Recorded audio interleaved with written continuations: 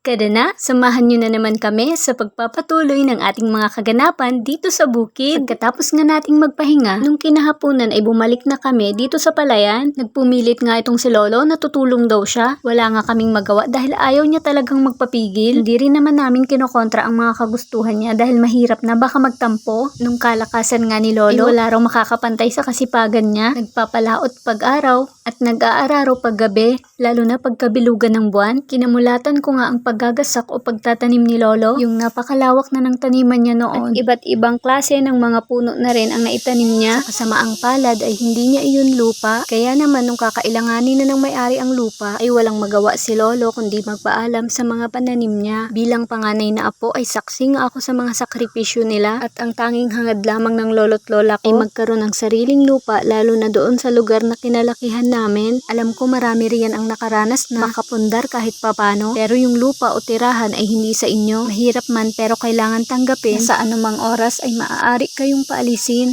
Kaya naman sinikap talaga ng mga magulang ko na magkaroon ng sariling lupa kahit maliit lang dahil ang hirap nga nung palipat-lipat ng tirahan. Kaya naman payo ko lang sa mga wala pang sariling lupa o bahay riyan na mag-ipon lang kahit pa konti-konti. Tagal man kung tutuusin ay ayos lang yan. Basta focus ka lang sa goal at huwag kakalimutang sabayan ng panalangin ang bawat mithiin. Correct! Ayan nga si Lolo at tamang hakot pa rin itong mga naaning palay.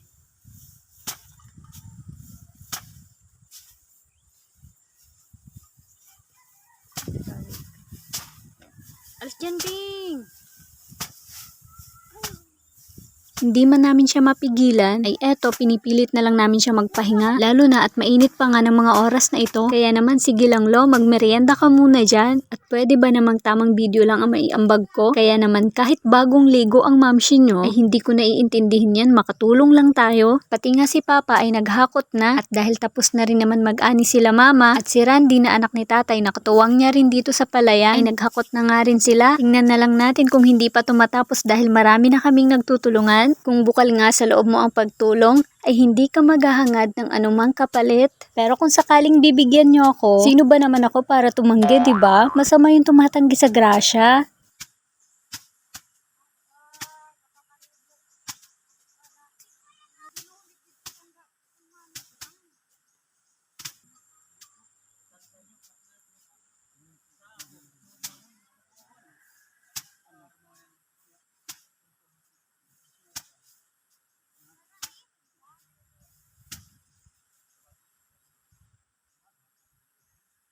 Ayan na nga ang nahampas nila Papa simula kaninang umaga. Mahina na nga raw ang 6 o 7 sako nito. Minsan nga ay napagsasabihan na nila itong si Lolo dahil ayaw talagang magpaawat. Dahil lahat nga kami dito ay nag-aalala para sa kanya.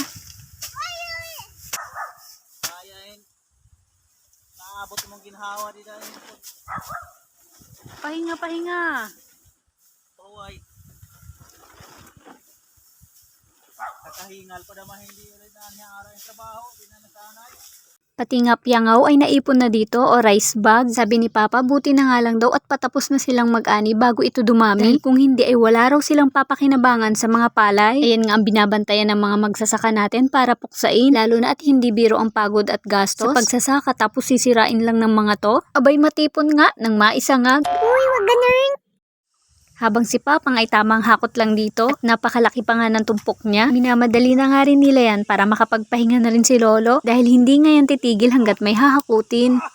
Naku, itong si Papang push the limit talaga. Sigurado mamayang gabi ang sakit ng mga katawan niya nila.